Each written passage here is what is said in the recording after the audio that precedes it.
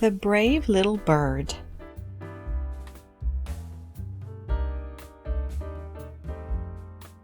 Once upon a time, on a farm, there was a little bird. His feathers were messy, and he felt sad because he looked different from the other birds. Every day, the little bird watched the other birds playing and having fun. He wished he could join them, but he felt too shy and unsure of himself.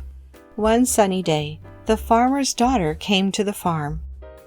She saw the little bird sitting alone and looking sad. The girl smiled kindly and said, "You may look different, but you are special in your own way." The little bird felt a glimmer of hope.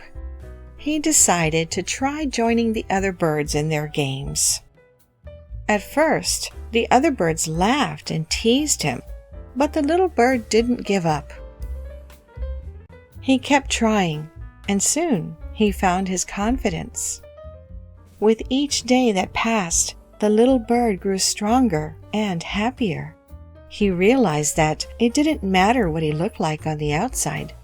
What mattered most was the courage and kindness he had inside.